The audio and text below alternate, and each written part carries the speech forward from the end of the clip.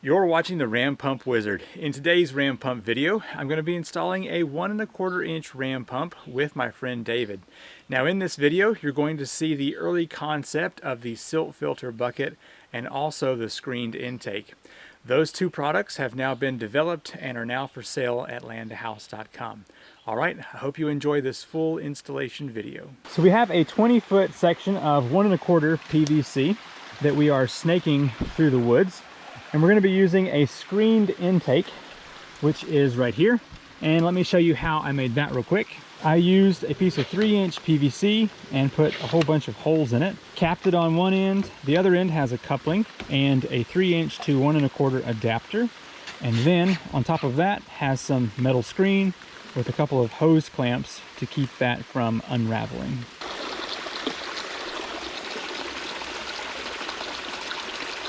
We're just connecting a threaded adapter here to the end of the 1¼ inch pipe to be used for the threads on the screened intake.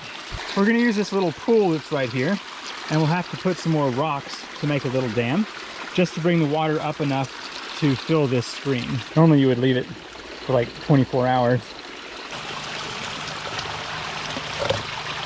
This is what our intake looks like. We've made a little rock dam on this side, and we placed a tire over the screened intake to keep it weighted down. So now we have a couple of feet of drop here that will go down to our bucket. If we don't have quite enough drop here, we can add another 10 feet of 1¼ PVC. See what happens if you bring it up to about knee level. Not too bad. We'll set that 90 on the end of that.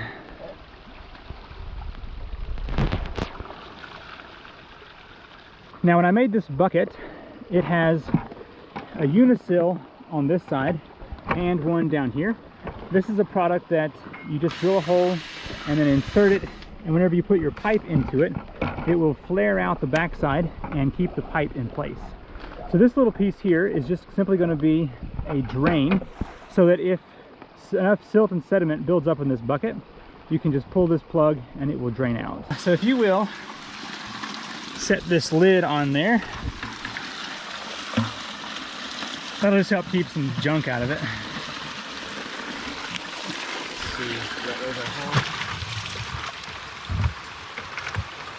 Seems like it has a pretty good flow rate still. So I have filed down one end of this pipe. If you would just shove that into that unisill.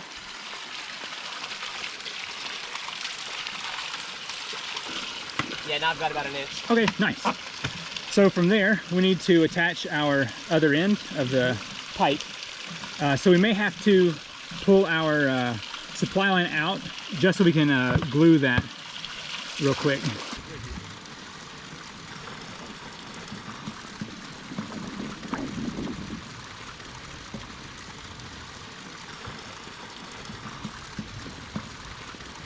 So our 20 foot of pipe almost got us here to the pallet. We need just a little bit more to reach us all the way here to where the ram pump is going to be attached. It'll be safe, sorry.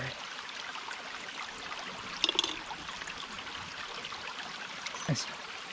So it doesn't peel off. I always forget which way that happens. Now we're ready to take this union apart. Okay.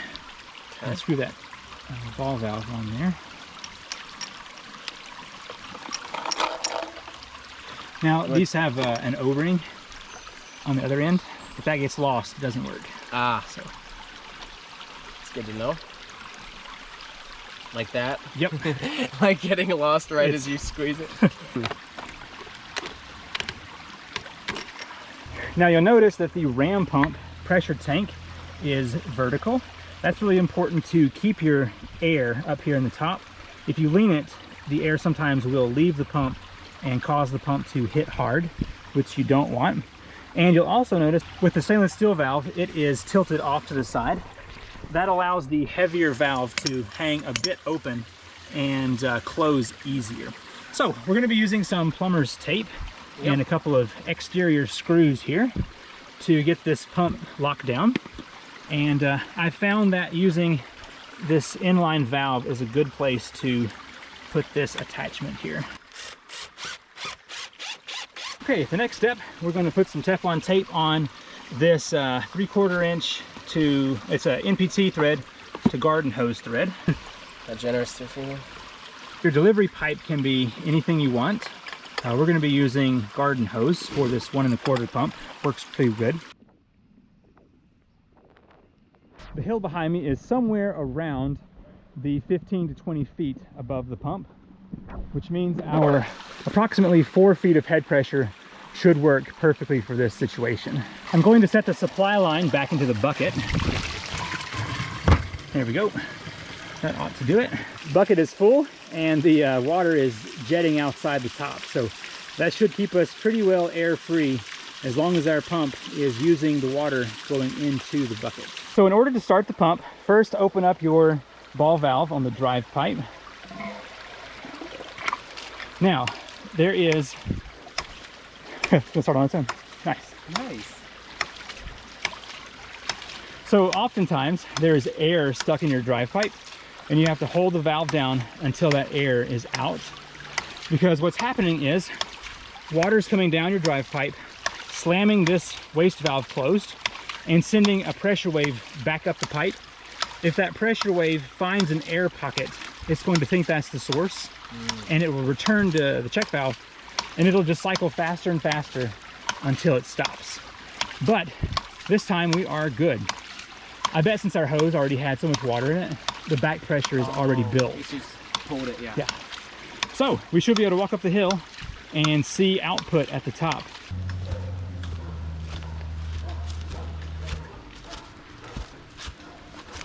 Here we go. We have water. Nice. So it's moving a little bit more than once a second, which means our drive pipe is a little bit short at 22 feet or so. So you'd want it like 25 or 30 and it would slow this down even more, but it's working fine. So you can hear the rhythm and kind of a nice thud to it. When you close the delivery pipe and you wait for a second, it will start hitting harder and harder because the pressure tank is building more and more pressure. And it will get to the point as if there were no tank at all. And it was just a solid slam from this drive pipe. And now you can see it's starting to move things even more. Like it's bouncing the pressure tank. And so the more head pressure you have, the harder that's going to be.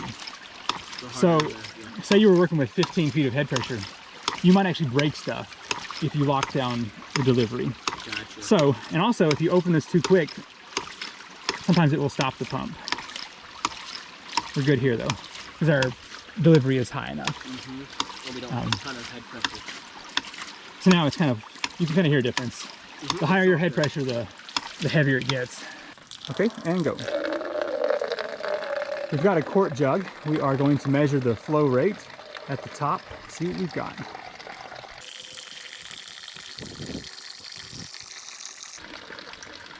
All right, 30 seconds. Okay, we went ahead and double checked our math because, yeah. So a quart container took 30 seconds to fill up. So it's at half a gallon a minute. Very happy with that. So the idea here is to have a cold dip outside my sauna. So you can do your sauna time, come out here, jump into a fresh, clear water cold dip. And as you can see over here, our pipe is at the same height. So we'll just have to throw an extension on that, bring it over here, and we'll have a constant flow of fresh spring water to dip in. I'm really excited about it. I appreciate that David let me use his creek for a full installation video.